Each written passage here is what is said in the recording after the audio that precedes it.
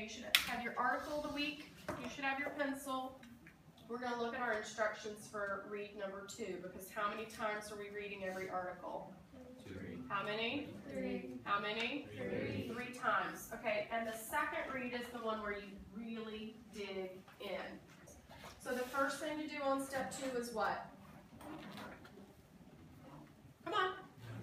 Number the paragraphs. Quickly, just out to the left-hand side in that little left-hand margin. Let's number our paragraphs. I have mine numbered already.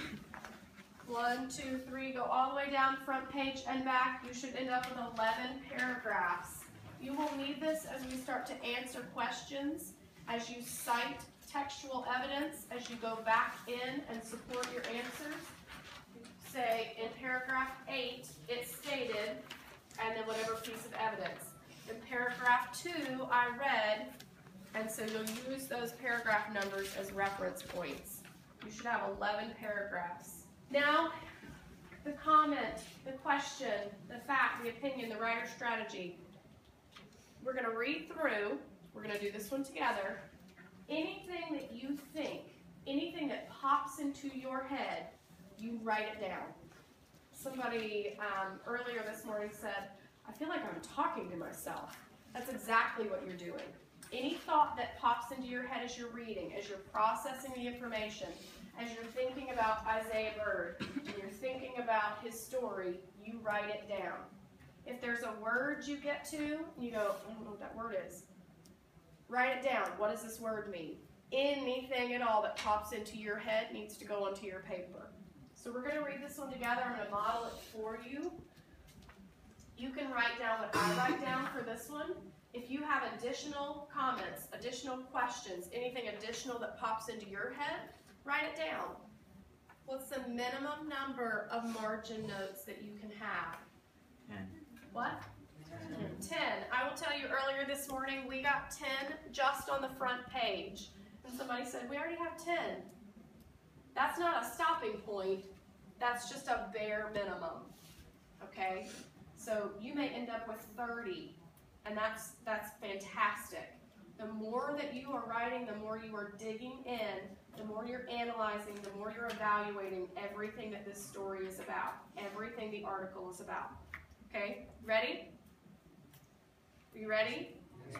Okay, good. In the middle of another school day, Isaiah Bird sits among his second grade peers at Lido Elementary School. I wonder, where is this? His smile is bubbly and his disposition is infectious. I don't know what this phrase means. What does that mean, that his disposition is infectious? So I'm going to write, what does this mean? He leans over to talk to the man next to him. Miguel Rodriguez, a person who has more roles in Isaiah's life than one could ever imagine, listens intently to the classroom lesson, persuading Isaiah to do the same. Why is he in class with him? Isaiah rests his hand on Rodriguez's head and whispers in his ear, I'm always going to get first place. First place in what? And then I remember the title, and is he talking about wrestling or something else? Rodriguez strikes a quick smile, directing him back to the teacher's words. After staring down the speaker for a few seconds, Isaiah can't help but turn back to talk with his classroom aide. There's my answer to that. Wrestling coach and father figure. Wow. He seems important to Isaiah. And you can do this, you can write anywhere that you have space. You have this huge margin space over on the right, but you can write in any white space you can find. It's yours to mark up. He approaches Rodriguez's ear again and utters, I like first place. He seems determined and has obviously won one before, since it's something that he likes. He likes that feeling. Any questions before we go to the next paragraph? Do you see how this works? I'm just writing what's coming into my head, but this is me engaging with this text. So you don't have to do anything fancy. Whatever you're thinking goes onto the paper. For the average person, everyday life develops its own sense of normalcy. We walk, talk, and function as if the simple things in life are guaranteed. True. We often take a lot for granted.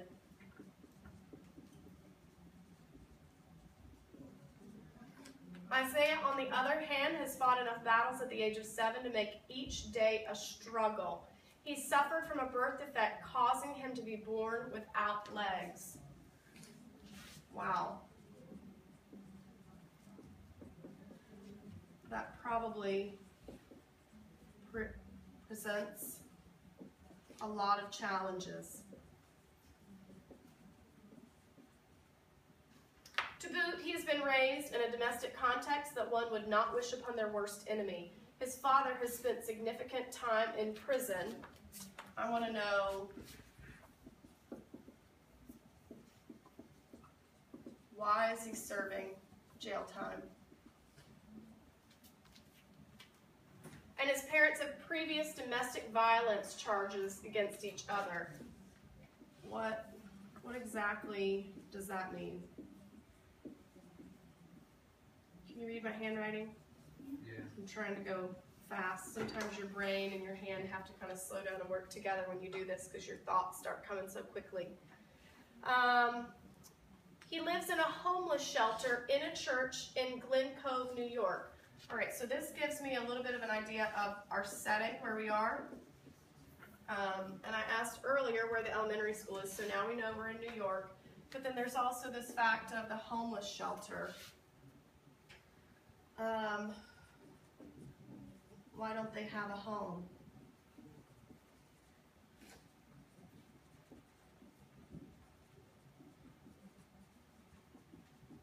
What is life like in a shelter?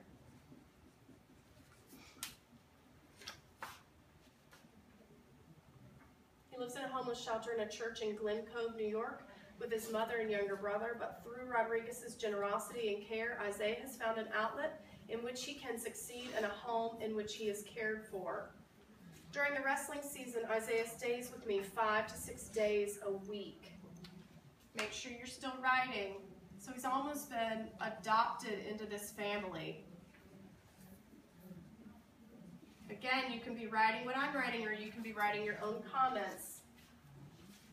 Rodriguez, I know it gets a little dark at the bottom. Rodriguez told ESPN reporters as they produced a Sports Center feature titled "No Excuses," documenting Isaiah's life and perseverance. When we get finished with this second read today, we're going to watch this video and think about, what do we get from the article? What do we get from the video? Is there one that's better? Is there more information in one? We're going to be able to kind of look at those two things because they have some similarities and then also some additional information. But if ESPN, how many of you know what ESPN is? He must be a pretty big deal if ESPN is doing his story. All right, take a second. Look at what you have already. We've only read, what, 1, 2, 3 paragraphs. And look at what already has come through my head. All right, look at your paper, look at your article, everything that you have just marked up on those 2 pages. That's what a second read through looks like. Where the first one yesterday was really quick, and the third one that we'll do either today or Tuesday is really quick. This one you have to take time with.